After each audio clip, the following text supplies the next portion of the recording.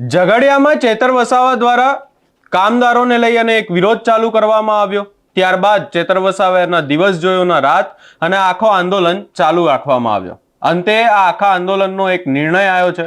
શું છે સમગ્ર મામલો વિગતે ચર્ચા કરીશું। નમસ્કાર, હું છું ઉજ્જવલ અને આપ જોઈ રહ્યા છો નિર્ભય ન્યૂઝ। ઝઘડિયામાં જીઆઈડીસીના કામદારો દ્વારા છેલ્લા કેટલાય સમયથી તેમની પડતર માંગણીઓને લઈ અને વિરોધ કરવામાં આવી રહ્યો હતો। અંતે કોઈ પણ પ્રકારે નિર્ણય ન આવતા આખરે ડેડિયાપાડાના ધારાસભ્ય ચેતર વસાવાને રજૂઆત કરવામાં આવી અને ચેતર વસાવા આ આખી બાબતને લઈ અને ઝઘડિયા જે નાઇટ્રેક્સ કંપની છે કે જેમના કામદારો દ્વારા આ આખી બાબતને લઈ અને વિરોધ કરવામાં આવી રહ્યો છે ત્યાં પહોંચ્યા। ચેતર વસાવાએ દિવસ જોયુંના રાત ચેતર વસાવાએ કામદારો સાથે આખી રાત કંપનીની આગળ વિરોધ કર્યો। આખરે શું નિર્ણય લેવામાં આવ્યો છે, ચેતર વસાવા દ્વારા શું કહેવામાં આવ્યું, સૌપ્રથમ એ સાંભળી લઈએ। ઝઘડિયા જીઆઈડીસીની નાઇટ્રેક કેમિકલ ઇન્ડિયા લિમિટેડ કંપનીમાં છેલ્લા 24 કલાકથી અમે સૌ અનિશ્ચિત ધરણા પર બેઠા હતા। અહીંના વર્કરોની 13 જેટલા મુદ્દાઓને લઈને રજૂઆત હતી અને એ 13 મુદ્દાઓ અમે આ કંપનીના કરતા હર્તાઓને અમે રજૂ કર્યા હતા। ત્યારે આજે કંપનીના HR હેડ, કંપનીના CEO અને બીજા કેટલાક યુનિટ મેનેજર તમામ લોકોના સાથે ચર્ચા વિમર્શ થઈ છે અને એમાં 11 જેટલા જે મુદ્દાઓ હતા, જે લાભો 11 જેટલા અમને નહોતા મળતા, 11 ઓન ધી સ્પોટ એમણે સ્વીકારેલા છે અને આવતીકાલથી જ એનું અમલીકરણ કરવાની એમણે અમને ખાતરી આપી છે। અને બીજો એક મુદ્દો પગાર વધારાનો હતો, તો પગાર વધારો સિનિયોરિટી પ્રમાણે જેણે જેટલી સેવા આપી છે એ પ્રમાણે 1 એપ્રિલ 2026થી લાગુ કરવાની અમને ખાતરી અને બાહેધરી આપી છે। અને જે વર્ષો જૂના એમ્પ્લોય છે તો એ એમ્પ્લોયને તાત્કાલિક એમને કંપની એમ્પ્લોય કરવા માટે આવનારી બોર્ડ ઓફ ડિરેક્ટરની કમિટીમાં એ દરખાસ્ત મૂકવામાં આવશે અને આગળ જે પ્રકારે 50 લોકોને લેવામાં આવ્યા હતા એ જ પ્રકારે કેટલા લોકોની સિનિયોરિટી, એમની સેવા અને કેટલા વર્ષ કામ કર્યું, કેવું કામ કરે છે એના પરથી કંપની એમ્પ્લોય તરીકે લેવાની એમણે અમને ખાતરી આપી છે। સાથે સાથે કંપનીએ ખાતરી આપી છે કે જે પણ અધિકારો માટે એમણે સ્ટ્રાઇક કર્યા હતા એમાંથી કોઈ પણ કર્મચારીને અમે કોઈ પણ પ્રકારની હેરાનગતિ કે વ્યક્તિગત દેશભાવ રાખશું નહીં। અમારા પરિવારની જેમ એમને રાખીશું અને બીજી વાર તમને આ ગેટ પર આવવું ન પડે એની અમે ખાતરી આપીએ છીએ, એવું એમણે પણ વહીવટી તંત્રએ ખાતરી આપી છે। ત્યારે આ સુખદ નિરાકરણ આવ્યું છે આ તમામ મુદ્દાનું, જેને અમે આવકારીએ છીએ અને આ પ્રસંગે અહીં ઉપસ્થિત થયેલા તમામ વર્કરો, એમને સમર્થન કરનારા આગેવાનો અને પોલીસ વિભાગના અધિકારીઓ, મીડિયાના મિત્રો, તમામ લોકોનો સુખદ નિરાકરણ આવવાથી અભિનંદન આપીએ છીએ અને બધા જ લોકોનો અમે આભાર માનીએ છીએ। ધન્યવાદ। ચૈતરભાઈ વસાવા, નિરંજનભાઈ, પિયુષભાઈ, ધનરાજભાઈ, સંદીપભાઈ, તમામ વિસ્તારના આગેવાનો અહીંયા તમારી લાગણી માટે અહીંયા આવેલા। એની અંદર આજે આપણે ખરેખર આપણી જીત થઈ છે કે આપણી 13 માંગણીમાંથી આપણે 11 માંગણી સ્વીકારેલી છે। 12મી માંગણી આપણી 1 એપ્રિલથી પગાર ચાલુ થઈ જશે। આજે ખૂબ સારો દિવસ છે કે ધારાસભ્યના 24-30 કલાકની લડાઈ પછી આજે આ પરિણામ મળેલું છે। ત્યારે આપ સૌ લોકોને ફરી એક વખત કહું છું કે તમામ લોકો ધારાસભ્ય માટે તાળીઓ પાડી દેવી જોઈએ। ચૈતરભાઈને આપું છું।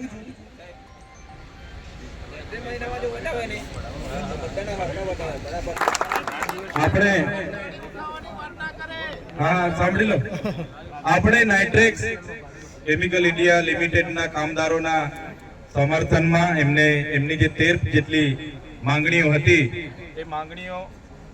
એ માંગણીઓ આપણે એમના વહીવટકર્તાઓને આપી। છેલ્લા 24 કલાકથી મારા સહિત અહીંના તમામ આગેવાનો, વર્કરો, તમામ આગેવાનો, વર્કરો, મીડિયાના મિત્રો, પોલીસ કર્મચારીઓ અને આ કંપનીના HR હેડ હોય, CEO હોય, બધા જ લોકો આપણે આને લઈને ચિંતામાં હતા, મનનમાં હતા અને એનું નિરાકરણ કરવાના પ્રયાસમાં હતા। ત્યારે કહેતા આનંદ થાય છે આ નાઇટ્રેક્સ કંપનીના HR હેડ, એમના CEO સાથે HR હેડના 24 કલાકથી અહીંયા ધરણા પર હતા। સાઉન્ડ અપાજો આપી દો।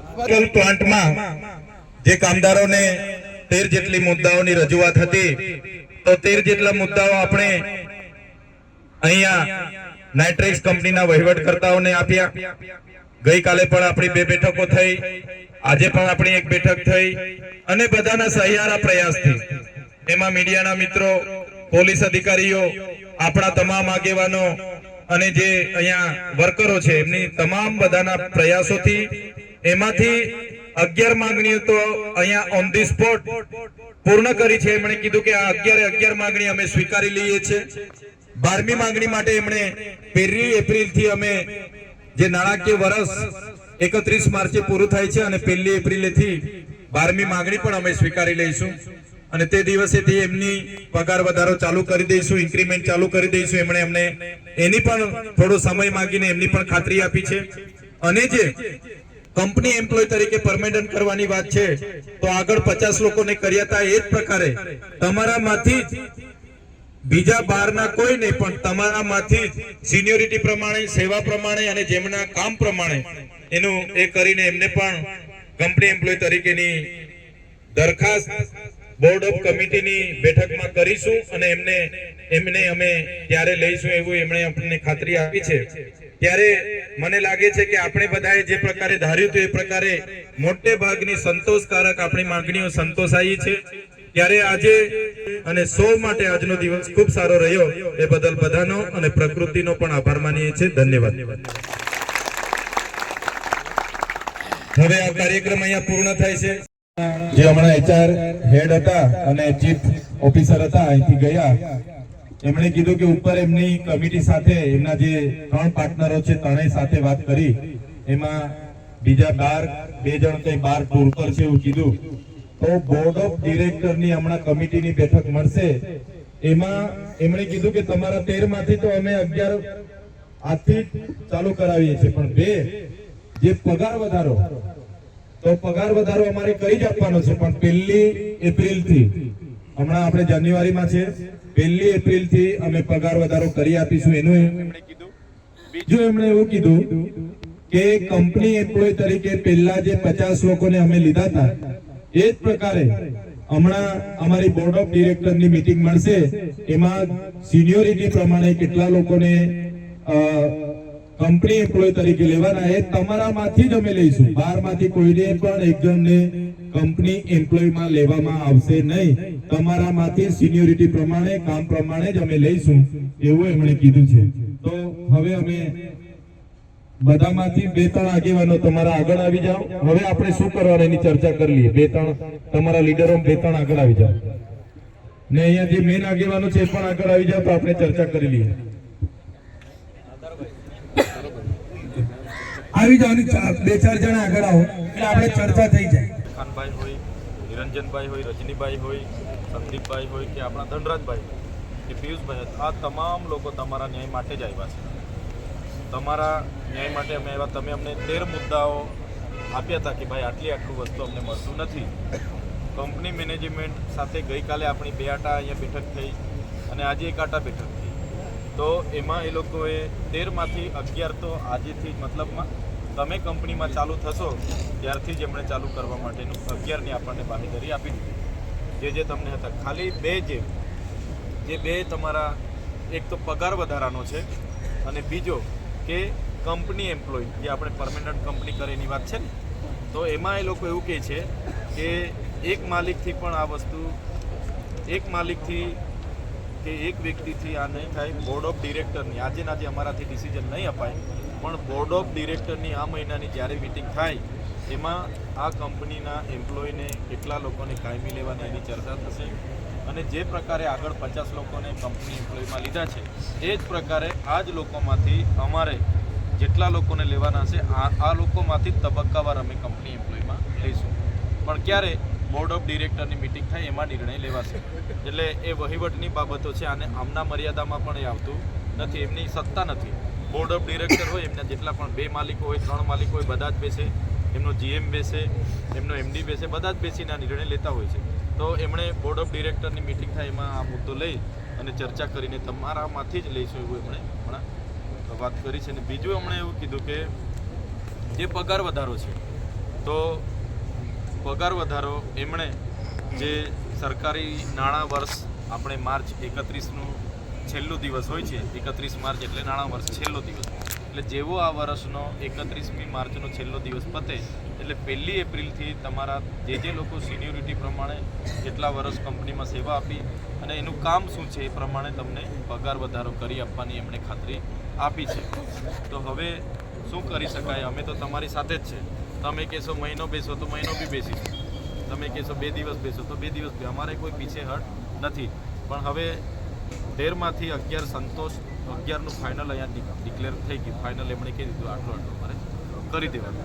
2માં એ લોકોએ થોડો સમય માગ્યો છે, મિટિંગ થાય અને એમાં નિર્ણય લઈને 1માં જ ખાલી કીધું કે બોર્ડ ઓફ ડિરેક્ટરની મિટિંગ થશે, પછી કેટલા એમ્પ્લોયને કંપની એમ્પ્લોય કરવાના છે તે અમે કહીશું.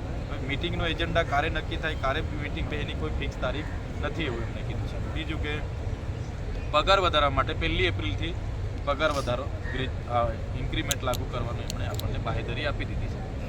એટલે શું કરી શકાય એ તમે હવે જણાવો. એટલે એ પગાર વધારો હવે માનો કે HR હેડ હતા, પેલા ભાઈ CEO હતા કંપનીના, એ 2 જણ નક્કી નથી કરી શકતા. એ તો તમે પણ અમે પણ જાણીએ છીએ. પગાર વધારો એના બોર્ડ ઓફ ડિરેક્ટરમાં એ લોકો દરખાસ્ત મૂકશે, એમાં બધાનું સેવા કેટલા વર્ષની છે, કોણ શું કામ કરે છે, બધા પાસા જોશે, પછી પગાર વધારો બોર્ડ ઓફ ડિરેક્ટરમાં નક્કી કરશે. આપણે આ ભાઈને અહીંયા કેટલા બીજા બી 2-3 આટા બોલાવશું ને તો આ ભાઈની સત્તા જ નથી કે ભાઈ આપણને કહી દે કે ભાઈ ચાલો 3 થી 5 વર્ષવાળાને હું 20,000 આપી દઈશ, ચાલો 5 થી 10 વાળાને હું 25. અહીંયા ચેતર વસાવા દ્વારા સ્પષ્ટ કહેવામાં આવ્યું છે કે આ કામદારોએ કંપની પાસે 13 માંગણીઓ કરી હતી, એ 13માંથી 11 માંગણીઓને સ્વીકારવામાં આવી છે. અહીંયા જો આખા વિરોધની વાત કરવામાં આવે અને જો ચેતર વસાવા ત્યાં ના પહોંચતા તો શું આ લોકોને ન્યાય મળતો, એવી પણ જો ચર્ચા કરવામાં આવે તો આ કંપનીના કામદારો છેલ્લા કેટલાય સમયથી એમની માંગણીઓને લઈને વિરોધ કરી રહ્યા છે. આ તો ચેતર વસાવા ત્યાં પહોંચ્યા અને ત્યારબાદ એ લોકોને ન્યાય મળ્યો. શું ચેતર વસાવા ત્યાં ના પહોંચતા તો એ લોકોને ન્યાય મળતો? આવા અનેક સવાલો હાલ ઊભા થઈ રહ્યા છે. આ સમગ્ર બાબતે આપનું શું અભિપ્રાય છે એ અમને કમેન્ટ કરી જરૂર જણાવશો. અમારી ચેનલ નિર્ભય ન્યૂઝને લાઇક, શેર, સબસ્ક્રાઇબ કરવાનું ભૂલશો નહીં.